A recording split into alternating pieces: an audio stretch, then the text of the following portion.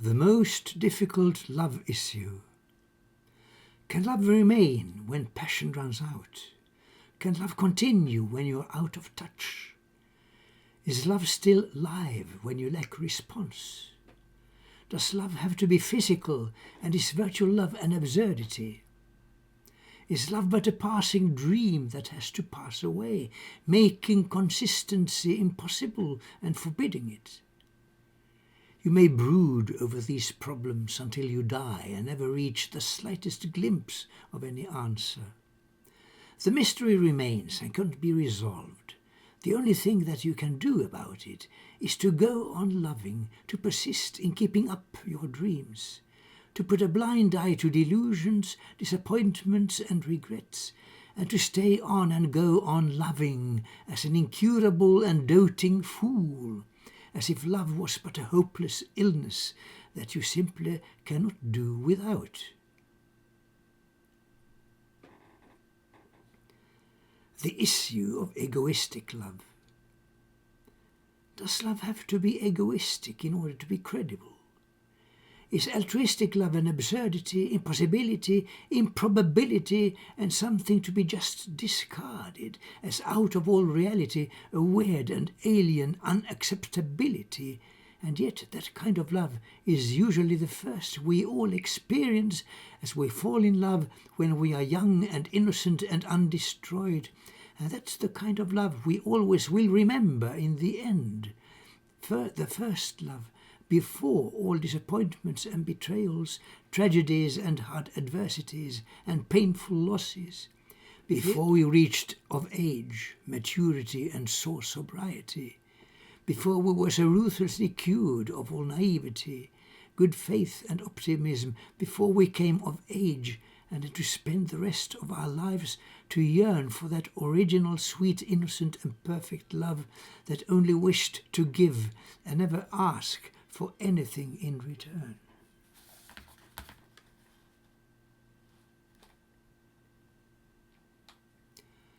The bachelor's case. He used to always fall in love. It was his fallacy and weakness, but it was always in sincerity and good faith, and used to follow the procedure up with a proposal which, however, always was turned down. This was the age of sexual liberation, when everyone felt free to go to bed with anyone without restrictions, qualms, or conscientious scruples. While he had been brought up a Catholic of some decorum, so he didn't fit into this brave new world of libertarianism, but was left out in something of a puzzlement why people generally preferred indecency to decency, and felt anachronistic enough for some withdrawal into isolation, while he never could abandon his ideals, but stuck to them like to some love of immortality, not minding being generally considered a pathetic case. But he would rather stick to his ideals than risk forsaking them for any commonplace vulgarity. The loss of trust. If your husband has deceived you with another, you must break with him at once, as you can never trust him any more. It is about the worst thing that could happen when your partner goes to bed with someone else, and it's the same concerning any sex. The worst and the most difficult part is actually the separation, and many are reluctant to go through with it. How necessary is it? It is not necessary, but it is inevitable. Even if you don't, the damage is beyond repair. The necessary trust is lost, all intimacy gone, and the resulting wound will last forever. Forgiveness does not help. It is a futile bandage. You may practice noble tolerance and magnanimity, but even that will only be an artificial remedy. The only thing to do is to accept it and to let your partner go. And although painful a release, that operation will be the least painful.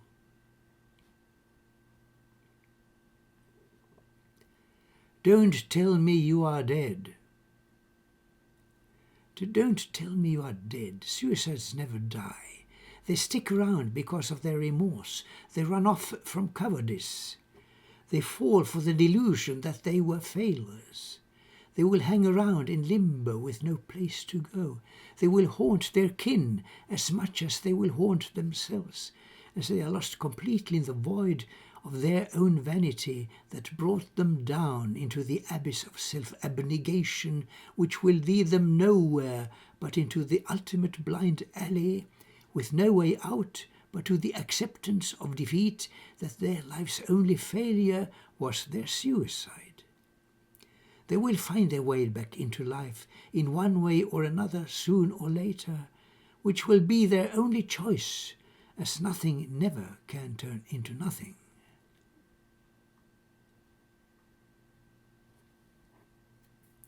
Putin is dead, Navalny is alive.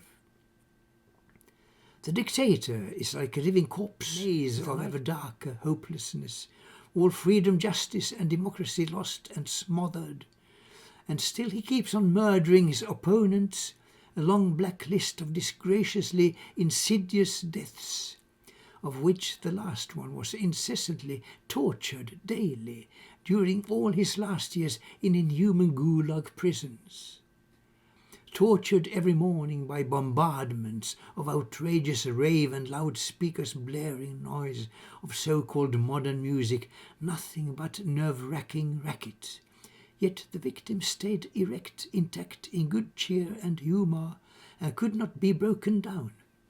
His spirit will remain, a constant challenge as a ghost to haunt the poor dictator, who will never have a good night's sleep again, while his victim, with all other victims, will go marching on to haunt dictators down the drain to an eternal death of desperate ignominy.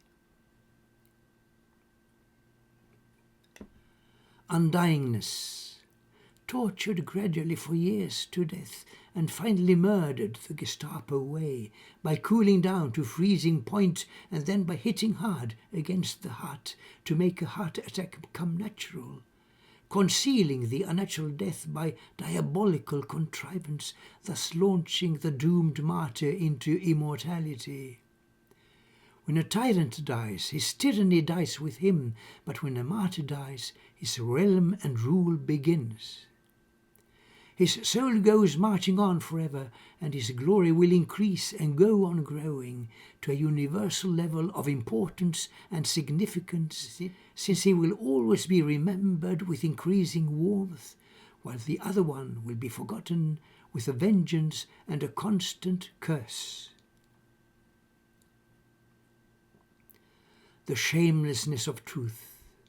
The symptom of the barefaced truth is that whenever it appears out in the open, which is her main characteristic, truth is openness, while everything concealed and hidden has something improper and untenable to hide. And the more flagrantly evident it shows in liberal and generous exposure, the more it risks vulnerability, exposing barefaced, unarmed nakedness to any base attack of envious viciousness.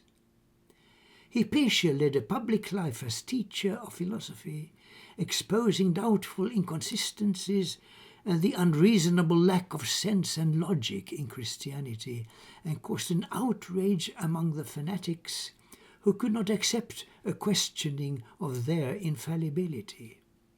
She was consequently lynched to death and made a martyr of eternity for truth, as a remaining testimony for all times for the untouchable integrity of truth. No matter how much it's assailed and beaten down, the outrage only growing by the violence against it.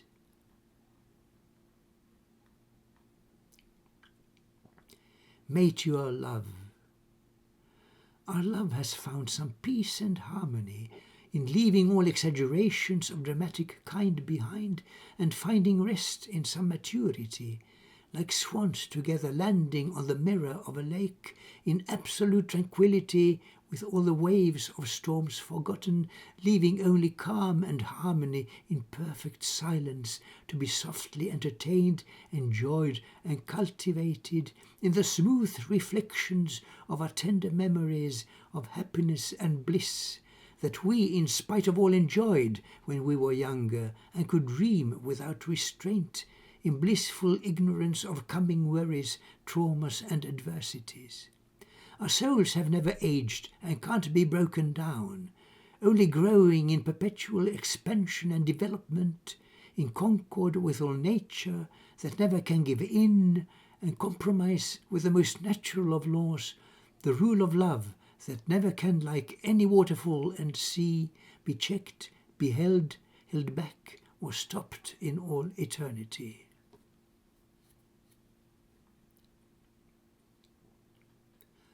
The train has left. The train has left and you are left behind. You have to face it. Trains do not return. If you are lucky, you can take another train, but if you are not, there will never be another train. It does not help to cry and moan, to whine, complain and feel remorse. You have to face it. Your momentum is forever lost. And if you loved her, it will be the worse for you, a pain that never more can be relieved. Like a post-traumatic stress syndrome with invalidity to cripple you for life. And all you can do is to dream away from it.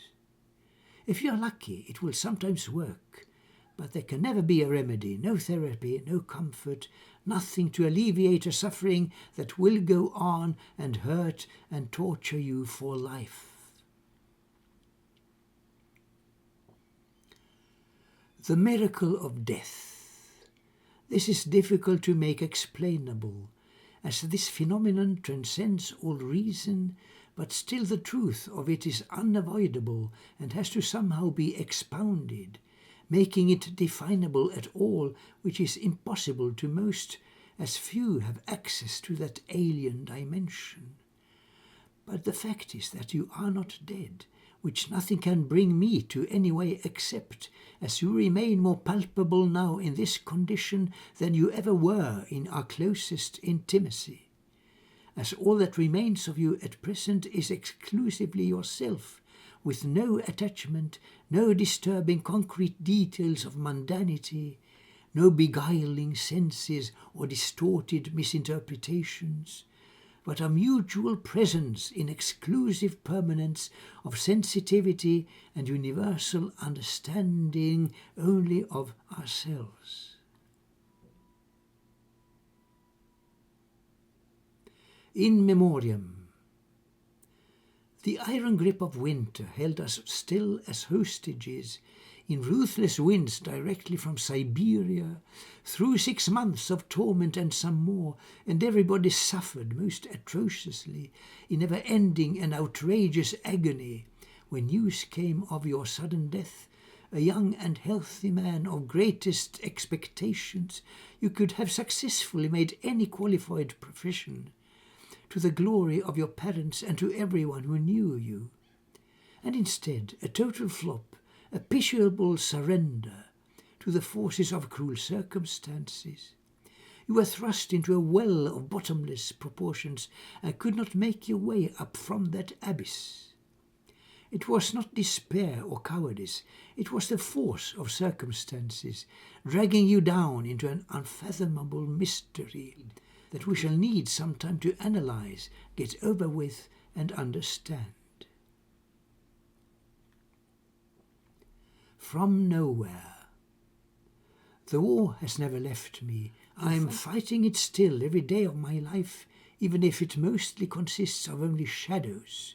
But those shadows are so dark that they overshadow all realities, which pale and vanish at the mere reminder of what had to be survived and endured with infinite fatigue and hardships of no end, that left imperishable scars that still will bleed forever, especially in the very depths of sensitivity, in the forever crying, languishing, tormented soul. Don't ask me any more about it. Just the losses were more devastating as disasters than any human catastrophe could ever be. Don't take me wrong. I never was or could be turned into a crybaby, as I never could feel sorry for myself, while all my tears of blood were shed for others. Cul-de-sac.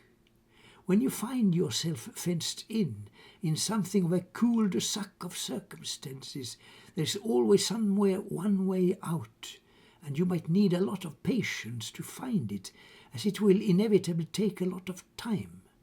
But it is always there, and you must never give up searching for it, even if it might take all your life of constantly exhausting, overstraining efforts that might kill you. But if they will kill you, that will be at least a definite way out, and in that case you don't have to bother anymore.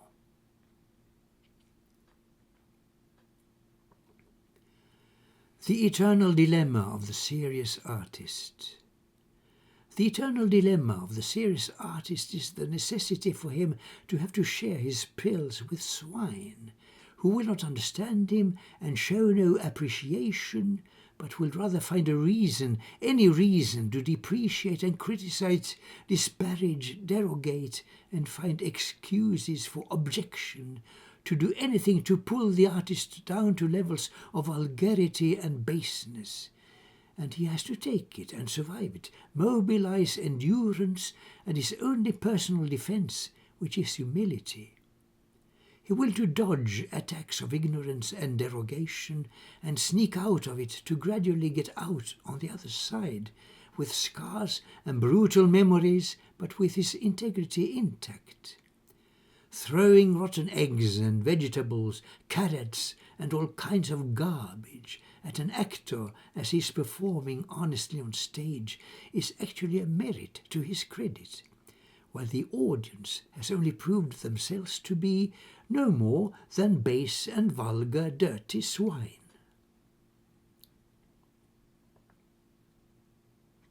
Why am I alive? Why am I alive when everyone else is dead? What gave me the right to survive when it was denied to all the others? What do I do in a world of cruelty excelled in genocides, when all of us who actually survived can't do so, but with something of a guilty conscience just for being alive, when so many had to be denied that privilege for nothing? We live by treading on the skeletons of long-forgotten tragedies buried alive and shamefully repressed for being so unpleasant and disturbing.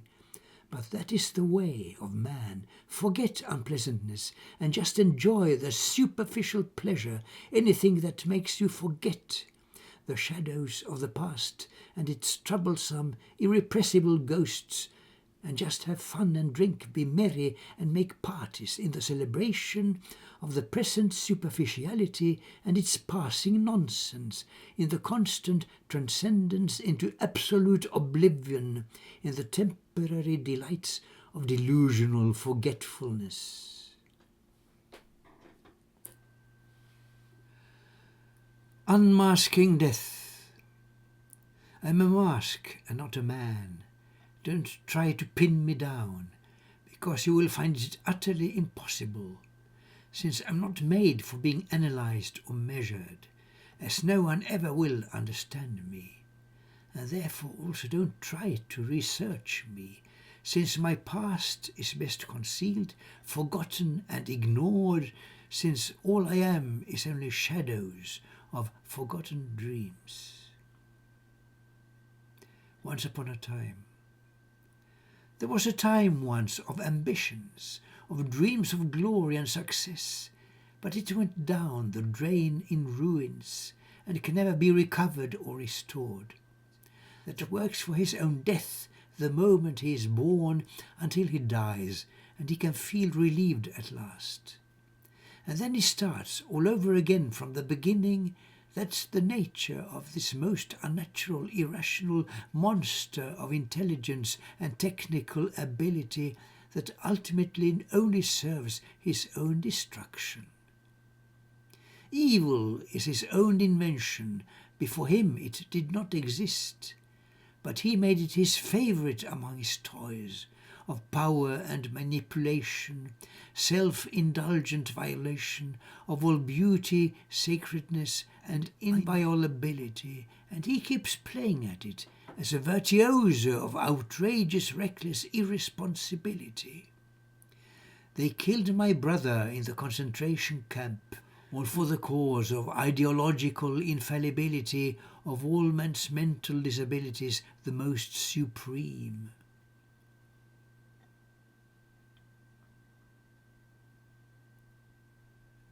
What do I care if the world perishes or not? It is not my responsibility. The politicians who brought the world thus to the brink of total annihilation by the abuse of nature, thinking only of egoistic gain and profit, thinking nothing of the welfare of the planet, prioritizing only egoism and personal gain, and giving nothing but the damn for all humanity. I saved my soul. I am free of all the human misuse of the world. It's more felicitous to be a victim than a murderer of lives, and I am clean in opposition against all those powerful accountables who never will escape the karma and retaliation for all inhuman crimes against all nature and humanity.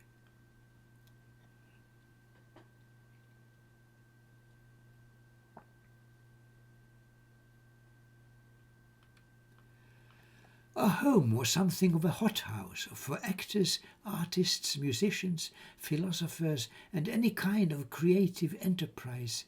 It was a centre of inspired creativity, and it was popular and famous as everybody thrived on its inspiring environment, which brought forth many fruits.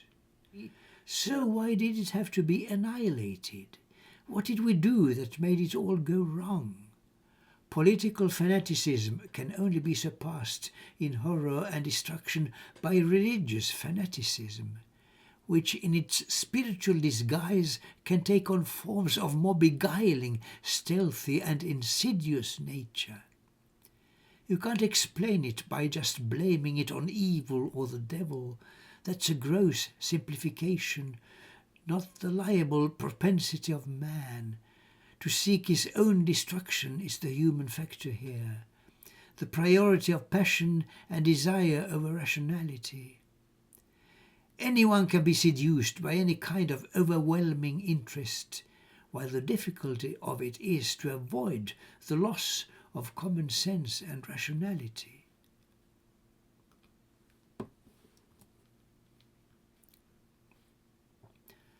What did my brother do that was wrong? He was an innocent composer who just lived for his art. He was outstandingly competent, which made no difference to the Nazis, who brought him down because he was a Jew. Is that a crime? The Nazis branded every Jew for this unpardonable heritage which made them criminal for nothing, for just being what they were, for having the wrong ancestors, and for being cultural, creative, talented, intellectually accomplished, and knowledgeable beyond average, as if knowledge and enlightenment was something criminal, anathema, and punishable by death. How could anyone believe the Nazis to be capable of such a persecution just for spiritual accomplishment? And yet that witch hunt spread like wildfire all over Europe, creating mass extinction of all freedom, talent and endowment in all countries where the German racial absurdity and illness imposed this mortal contamination on all human life. He's dead now, and what does it matter? And what difference does it make to, after his demise, assert his credits and deserts when he no longer can enjoy it or have any benefit or any praise, as he is dead and lost and buried, with all other geniuses buried alive in Theresienstadt, with all their talents and unfinished masterworks that never even were allowed to be embarked upon? The smiling face is but a fool's excuse and mask for being there at all in this existence, hiding an infinity of sorrows in this nightmare world of endless miseries, which never any painted face could hide, or do away with, or pretend that it did not exist. And although without tears his heart is crying out, in silence drowning in unfathomable depths of hopelessly incurable and melancholy desperation, while its face continues still to merrily provoke some laughter, as the constant entertainer who can never break out of his comedy, but is forced to keep it going to a bitter end that never will release him. He's just a clown whose job is to be laughable, and as long as he keeps laughing with his painted face, the world will go on headlong down into a dwindling spiral of its hopeless chase for merriment that will not ever be enough, and thus all death skulls will forever go on laughing.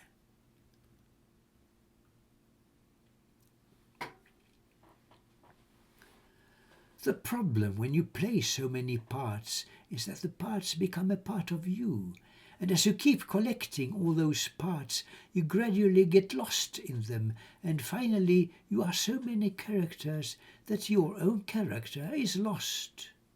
Your only hope to hang on to reality is to keep playing all those roles, to stick to them and cling to them, as without them you are without a character. Like a clown, you become that mask that you just have to wear, since that is what defines you. And don't bother, just forget yourself and all about it, since you anyway must die, and all your character must vanish anyway, while you will only be remembered for all those conceited other characters that you successfully made so alive. And if they will survive you, you succeeded as an actor.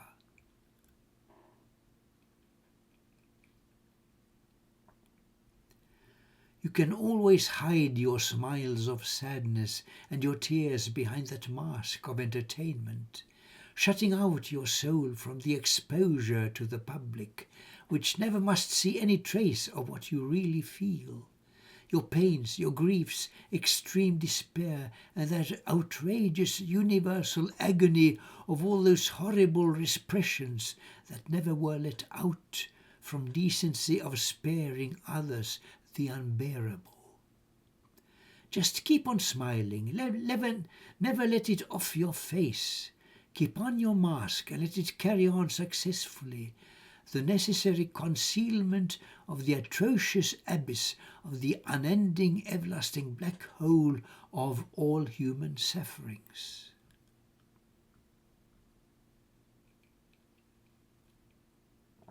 Mozart would have been nothing without his father. His father pushed him on and stressed him from his infancy to entertain and please the audience of the highest courts and all the fashionable societies of Europe, the wonder child of music driven on to death by the relentlessly ambitious father for his son, and the family was a success. The wonder boy with his much elder sister, and by that success he never had a childhood, which he was deprived of by his father, but which in the end the mature Mozart thanked him for, as that incessant pushing of his son with frequent illnesses and serious infections that continuously went on and never gave him allowance to recuperate made Mozart intimately familiar with death, so intimately that he finally considered death his best and only friend.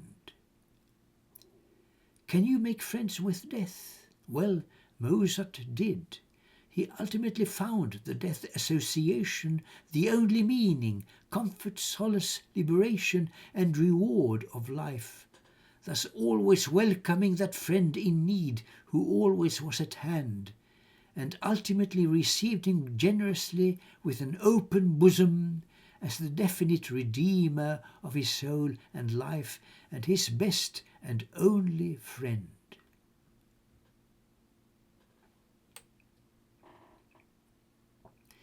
The Emperor of Atlantis has no clothes. What does it help that he is the ruler of the world, when he is all naked without anything to hide behind, all his power being just a vacuum of nothingness, the vainest of delusions and the poorest of all bankruptcies?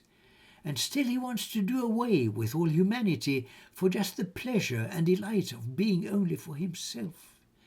and that's the essence and anatomy of power. The supremacy and sovereignty of the perfect loneliness, excluding any possibility of happiness, with concentration on exclusive inhumanity. So what could be the meaning then of such a sport? That's what I mean. There is no meaning. It is only nonsense and a wasted life, and that poor emperor should pay a visit to his tailor.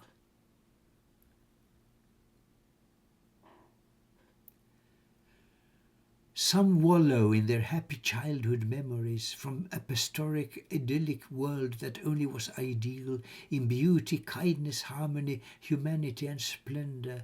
But what about all those who never had that perfect childhood, but had it interrupted by the horrors of the First World War in the most brutal of awakenings, leaving no virginity or innocence behind, but only victims of outrageous violation, rape and murder, massacre, destruction and a universal devastation. And now they had to make it all over again, just for the fun, delight and joy of it. Those monsters of premeditated inhumanity, who dare to call themselves in shameless and outrageous perfidy and in blasphemous usurpation of humanity, accursed members of the human race of men. Was then that golden childhood just a dream, delusion and chimera? Better than to dream and never wake up any more to the reality of inhumanity.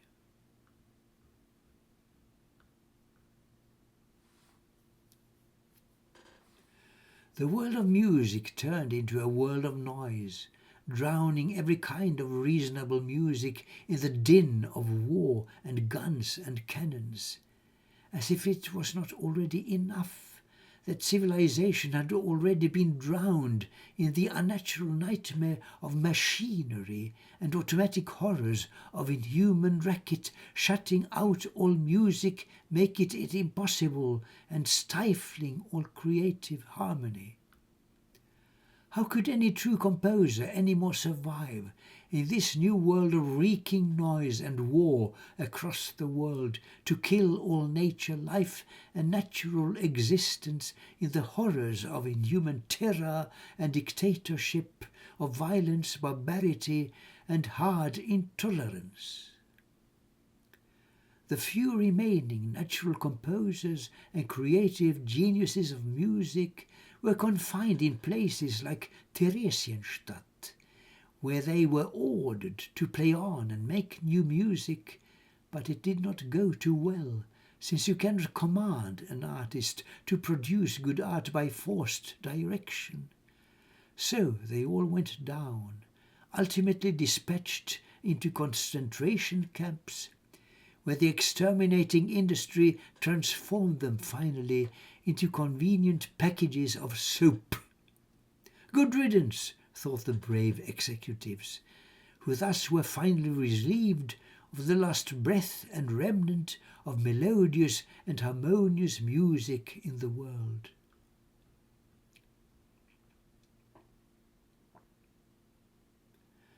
They say that suicide is the most dishonourable act of all, a crime against all life, a murder of supreme presumptuousness, the highest form of egoism and cowardice, and yet a suicide most often raises tides of sympathy, compassion, empathy and pity. According to the early Lutherans, suicide was a means to overcome the devil, a desperate escape from hopelessness of evil, something of a last emergency exit from a situation of supreme despair, and as a definite self-sacrifice, a possible heroic art, depending on the circumstances and the motive. Some people kill themselves to spare their closest kin the worries and the troubles of an unendurably annoying case, too complicated to be sorted out, resolved and saved, and jump to the most simple of solutions as they see no other possibility.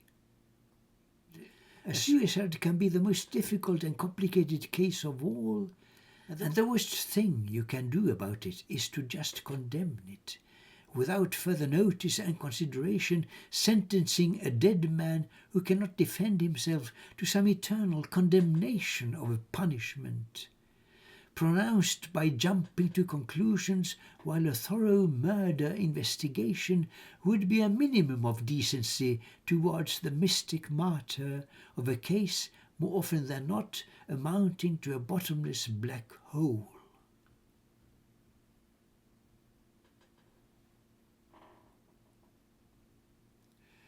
Bidding farewell to a life is not an easy thing to do. It is like burying yourself alive, or at least a part of you, and you can never have it back. It is lost forever, and you have to get used to it. No grandeur anymore, no riding high on triumphs and success. There are some memories remaining, but they serve only for the cultivation of sentimentality, which is like a cancer or a bog of a black hole, which does no good and is not healthy, as too much of it might lead to alcoholism and mental problems, and even to dementia, as you will run the risk of ending up a silly dotard, good for nothing but remembering what no one else remembers. Better than to start a new life, turn a leaf, start all over again from ground zero, and that's the only way of moving forward and surviving, and get over all your bankruptcies and failures, and admit that you were only mortal like all others.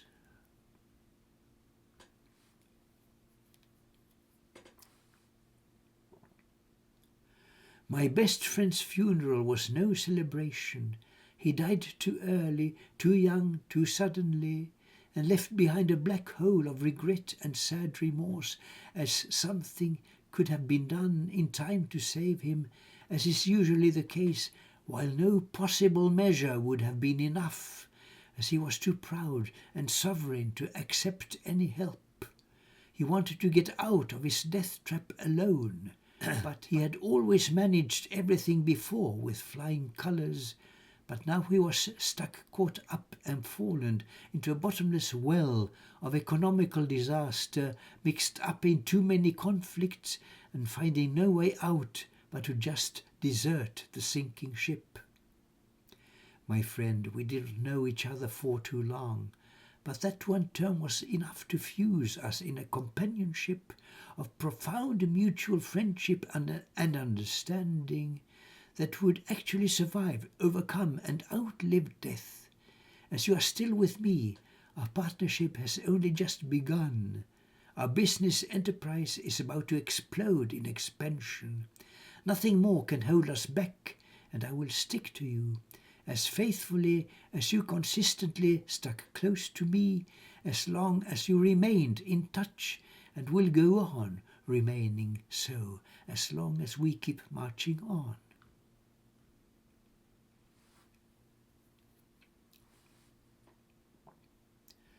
Your crime is heinous, to say the least. It was the greatest possible betrayal against all those who trusted you and who believed in you, and to whom you had given so much promises and assurances. So forgive me, but the fury of my anger is justified, as your act couldn't have been more unforgivable and irresponsible, an act of consummate treason against all who loved you, and against all life, the supreme degree of murder, for suicide is no less than downright murder of the first degree. Of course you will be pitied and remembered forever, but not without a curse and anger and unquenchable despair, as your giving vent to your extreme despair must spread like a disease to everyone who knew you and who loved you, like the most painful and irrepressible of memories, which must continue haunting everyone who loved you with more gruesome torture even than the ancient furies.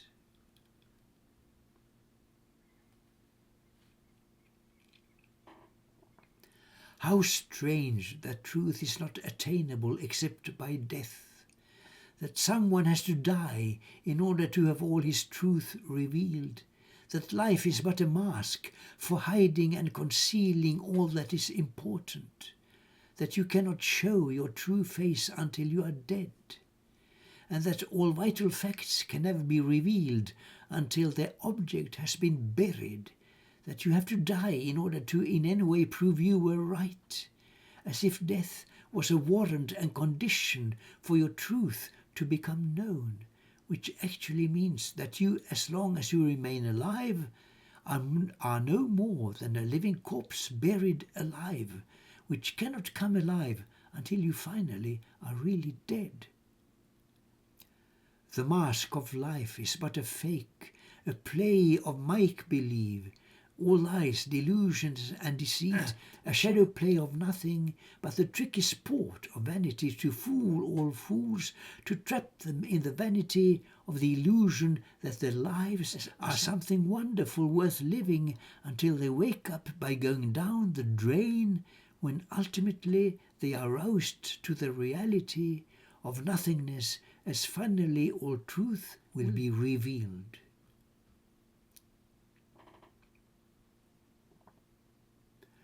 When the curtain went down, there was a universal blackout, reverberating all round the world, not noticeable at once, but gradually the loss of trust, of taste, of judgment, and of optimism, of outlook, and of future hopes became too evident as politics grew worse and crueler, as the Vietnam War replaced the peaceful general constructivism that had marked world history all since the end of World War II, as now the Cold War started dominating every horizon of the world stage, as if nothing anymore seemed safe, reliable and trustworthy, when in November 22nd the world was punctured by the shots in Dallas, murdering the leading hope of progress, peace and common sense, impersonated in one person who had proved something of an ideal of a world leader, competent and wise,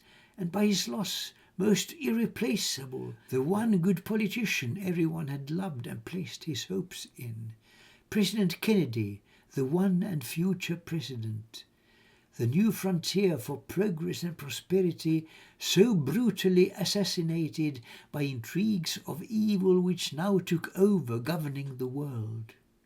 It was the curtain fall of a good show that promised to go on indefinitely, but which now turned into a most grisly tragedy of disaster and barbarity, as wars again started all over in their vicious circle of accelerating cruelty, destruction, death and ruin, as if everyone all of a sudden had forgotten that there are no victors, not in any war, just losers all, that only have to harvest grief, remorse, regrets, and the outrageous curse of everlasting and destructive violence.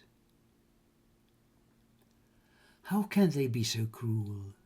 He is dead, and yet they pride themselves of slandering him, ignoring that he was unhappy unto desperation. I cannot understand such envy and short-sighted ill will after such a martyrdom. Yes, he had his foibles. He was unbalanced and not quite himself. He turned against his friends, who only wished him well. He was no diplomat, but rather the contrary, too frank for his own good, and far too honest for this world. But that was no good reason for depreciation and disparagement, as if he was allowed no peace after his death, and yes, he had good reasons to go haunting on the wild in a post-mortem rampage against all authorities who kept on persecuting him beyond his ruin. He was too well done, too handsome, too accomplished, and too well brought up by two ideal parents, too superior and too ideal for mortal petty minds to be able to accept a narrowing, infringing, small and limited and mortal bloody world, to be able to stay on and compromise with pettiness.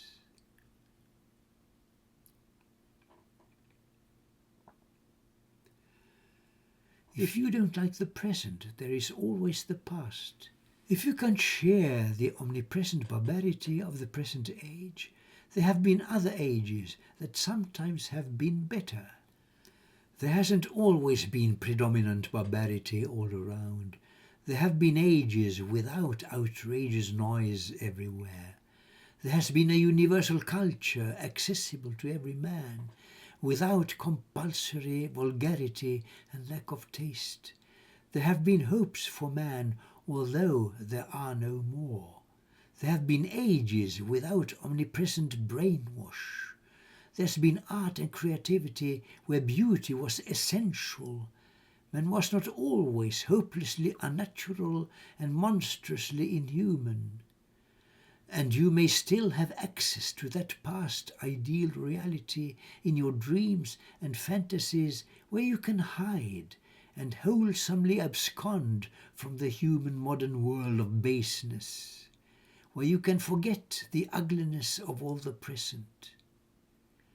And one day the beauty of those dreams of something better will in spite of all prevail and take command of all decadent vomit and replace all declination with the triumph of rejuvenation.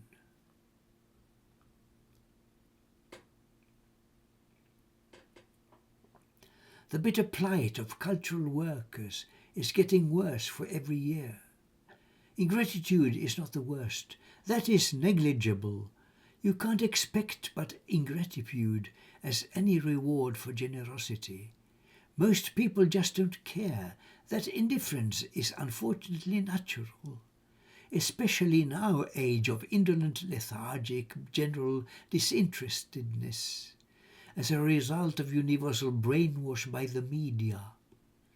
But the villain of the general decline of civilization is, of course, as always, greed. Culture has no status unless it is profitable. There is no altruism and no idealism. What makes no profit has no chance in competition. And that's the modern jungle law. Make profits or be eaten up by those who use you.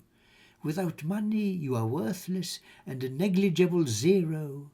And it does not matter how well qualified you are, what masterworks you keep producing, what degree of honesty is put into your work.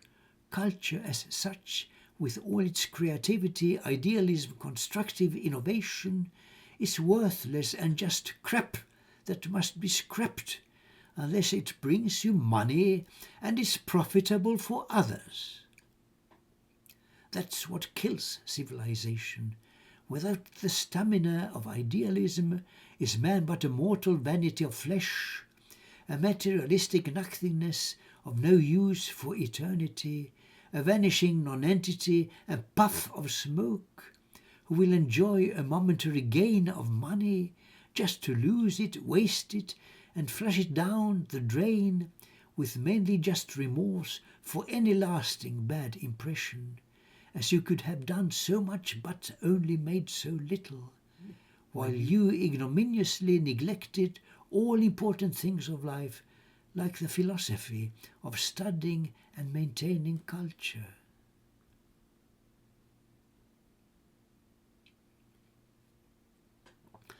The status of suicides is debatable.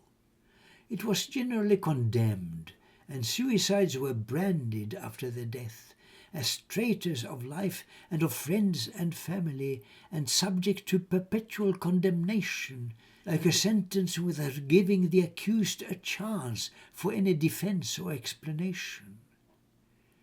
Many commit suicide for altruistic reasons, to spare their family of unhappy love or as a protest against how they have been treated by authorities or relatives or other evil fiends. But rather common for them all is regrets and an infinity of fathomless remorse, as most suicides are instantly regretted. They end up in something like a limbo. They are lost in nowhere and can't find their bearings, so they desperately try to get in contact with their closest friends and closest kin, who usually cannot respond or feel their desperation, but sometimes they actually get through, and reach a kind of telepathic contact with the closest ones, and that is fortunate, for then those intimate acquaintances can help them on by keeping in close touch with them and entertaining that most vital and rewarding contact and communication beyond time and space.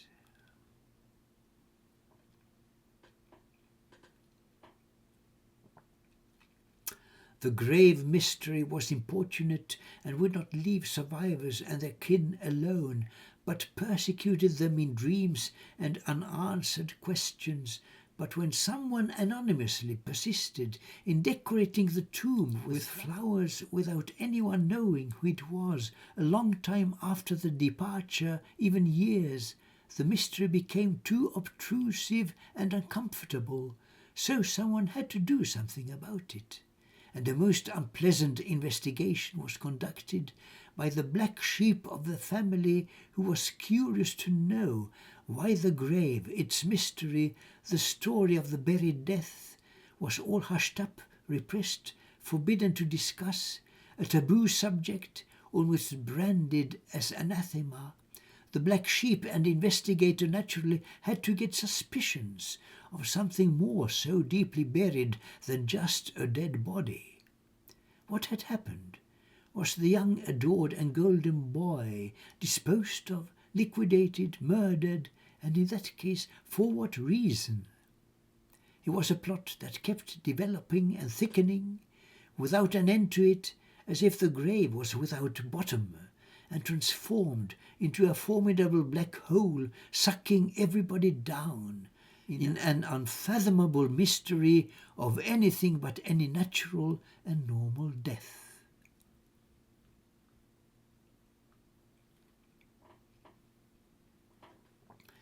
There is no end to the parade of the army of the dead.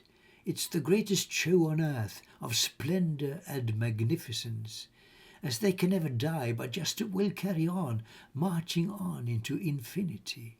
All friends of yours that died and left you far behind, the suicides, the victims of society, the glorious cases of unfathomable tragedy, your best friends, those that died too early without having lived, the ones struck down by illness at the very height of their performance, in the beginning of their life's work, those that never had a chance to live, the great forgotten and unknown, but they are still there, and you are privileged by your sensitivity to be able to enjoy and watch their glorious parade by the grace and power of your memory and loyalty, fidelity and care for all those lost in darkness and the mists of long ago that never can be dissipated but will linger on, protected by the infinite melancholy of sorrows of no end that never can be flushed away by even the collected floods of tears of all those who will keep their memories alive forever.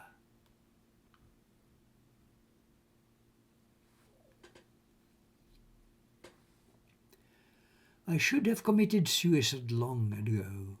I've survived myself too many times, and every time I feel like a perfect fool and coward who cannot go through with it, although every reason speaks for it, and only folly keeps me anyway to cowardly stay on, while more and more of contemporaries, friends and allies fall away and vanish peacefully into the dark, while all I can do is to envy them.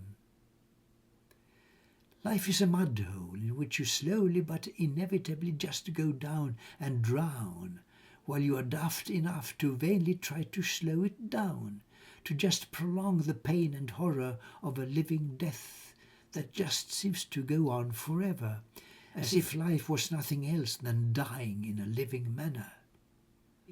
Your decrepit insufficiency and liability as a disintegrating wreck of life is a pathetic failure and nothing else, and the only thing that you can do about it is to go on longing for the liberation of it by the ultimate Redeemer and Saviour called Death, who is nothing else but a horribly bad joke, the ultimate and worst of self-deceits, the cruelest of all blind alleys, forcing you to constantly outlive yourself.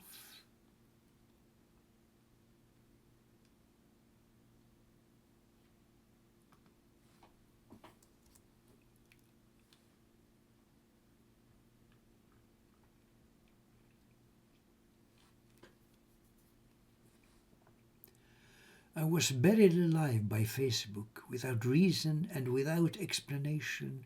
Appeals were left unanswered, and no protests met with anything but deafness.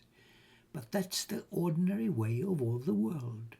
You might as well get used to it. You will be robbed of everything, your life, your savings, all your work, your efforts through a lifetime's drudgery.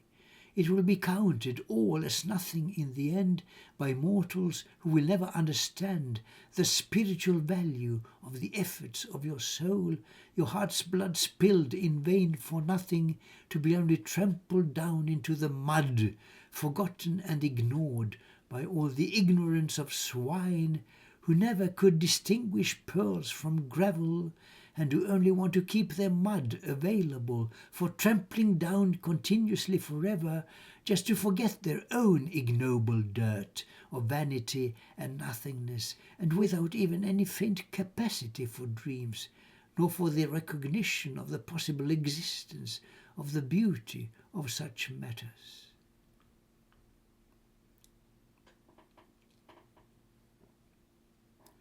The voice and music of death is the most alluring of temptations, the very element of irresistibility, which already Ulysses experienced immemorably, the enchanting song of sirens that no mortality could resist, but just had to succumb to as the portal to immortality and eternity. It is the very essence of beauty as well, the magic spell of the abyss of hell, and the bottomless black hole of the sacrificial well, where people willingly were sacrificed to never again show up. Lost in the magic of eternity, a better and more enduring reality than the fickle degradation of the mortal coil, of nothing but delusion and the mirages and falsity of vanity.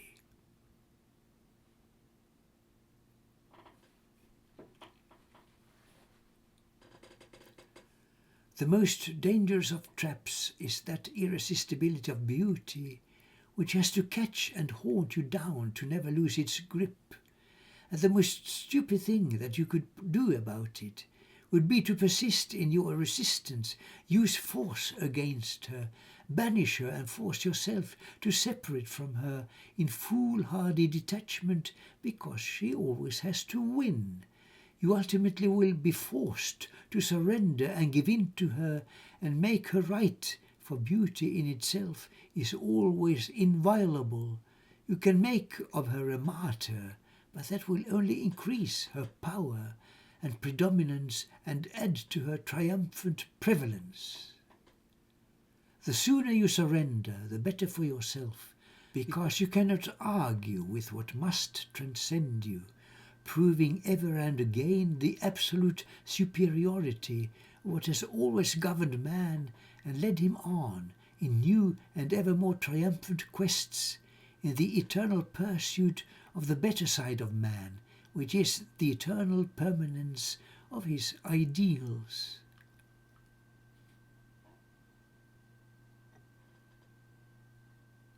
In exile at home, what can you do? In absolute seclusion, an outcast permanently from the vulgar tastes of ordinary men and human beings who in the innocence of ignorance just revel in the vulgar pleasures, stressing you to death, and you can do nothing but retire, isolate yourself, and morosely bury yourself alive, and that's the only wise solution to the problem.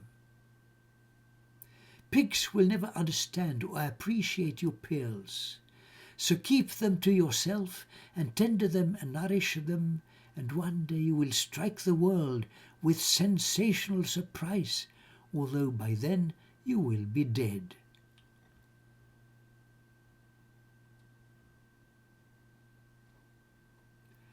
A life of shipwrecks is nothing to be proud of, and yet that's what most people leave behind as the praised success of their lives, the admirable heap of waste and garbage, of all efforts, all your good intentions, all your wasted opportunities and chances, everything that actually could have been a good life's work, but ended up as nothing but a waste. Was all your idealism then just vanity, a puff of smoke in competition with all hurricanes, a breath of only thin air without meaning nor of any other consequences than your own delusions, dreams that fluttered just to vanish and to be forgotten at once forever? That's your only factual immortality, the instant hopeless vain forgetfulness forever.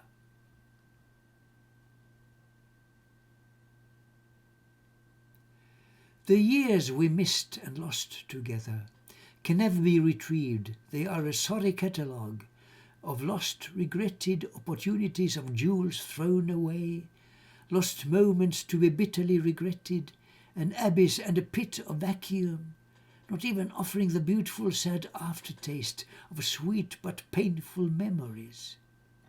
And with that gnawing knowledge we still have to go on living, the remorse of nothing eating and consuming you, devouring your heart and leaving nothing left but the relieving prospect of the liberty of death as something positive, which is the ultimate delusion. Yes, we have made a mess of it, our lives that could have been made something of, while the only thing we actually succeeded in was the creation of soap bubbles, vain dreams of beauty that nevertheless will last and prove to someone that at least we made an effort.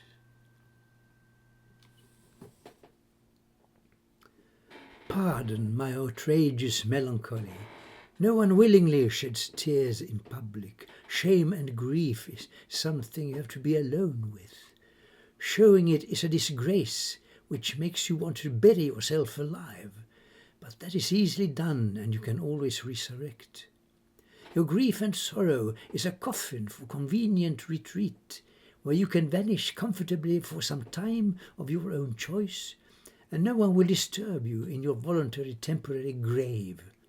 But you can rest and sleep and dream there to your heart's delight, for an eternity of peace for the time being.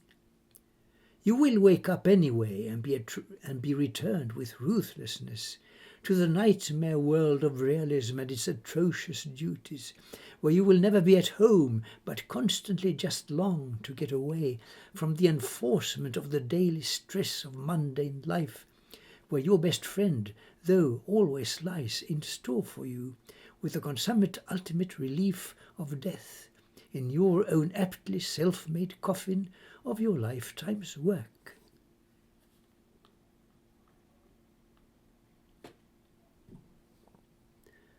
What's in life for you but to cultivate your vanity?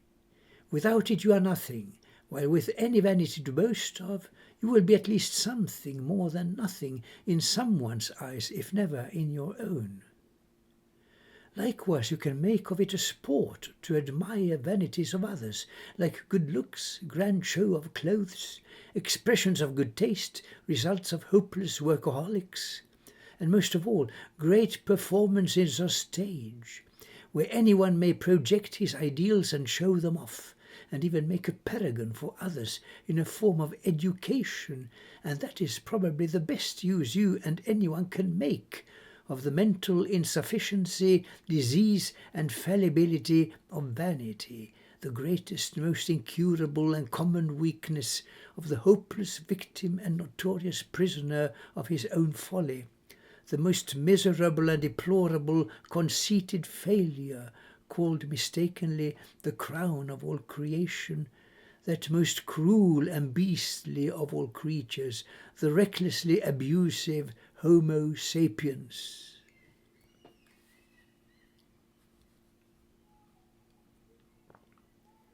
The loss of you was more than a disaster.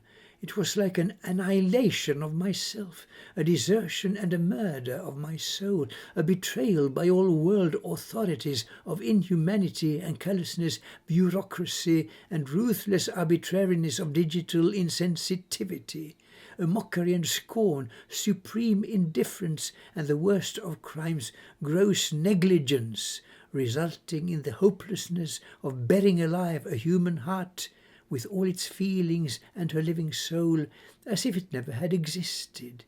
This is most atrocious and unpardonable as a sin of ignorance, but the worst part is that it was calculated and premeditated.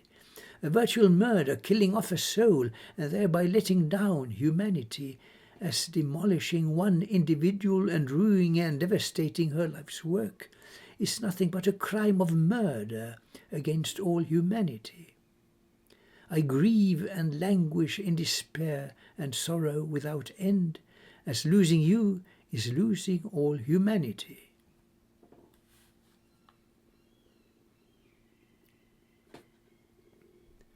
You are your own deception. Your personality is never what it seems. You can't rely or trust yourself, since you are but a fleeting shadow of a ghost that roams this presence of a mundane world of lies, deceit and trickery, where your own self does not belong, but only longs to get away from the lies and make-believe of the outrageous hopelessness of a distortion of reality. Your real self is something completely different. There are in fact two opposite and different selves of you. The depth of you is something dark and ominous and scary, for its hidden and demoniac powers that cannot be fathomed, while the opposite is your ideal self, the one you always try and strive to be, but which unfortunately you will never reach to manifest and manage. As like all ideals, it will be kept for you just for the effort of your working for it, but it will at least be always there for your most constant aspiration, and if you are lucky, you might in some ways reach at least a part of it.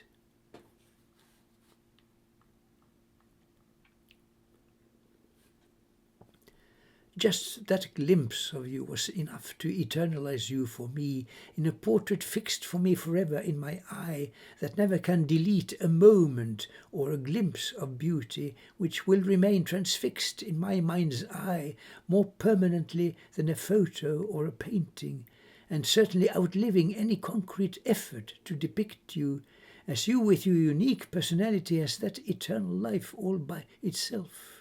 An element of charm and beauty that will always remain unscathed by time, as something of a key to perpetual longevity and the secret to eternal youth itself. That image is now forever etched onto my mind.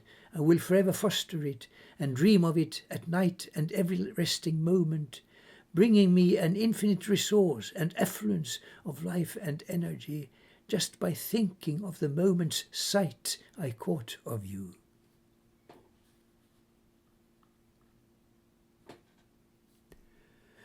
You have to accept yourself as the one you are. There is no way for you to avoid it. Your karma is your own and no one else can be responsible for it. You'll have to just endure it and make the best of it, and that is all there is to it. If you avoid or try to get away from what you are, your problems with yourself will just be magnified. You have to solve them all yourself, accepting who you are, without any option of absconding or evading it. You will just have to bear it, although the fact of it may crush you. But if you can't bear yourself, your life will just be falling down forever. The best thing you can do is to live up to it, walk tall with the unbearable, endure the unendurable, acknowledge your own truth, embrace yourself for it, and you might succeed in managing your life, or else you simply will not do.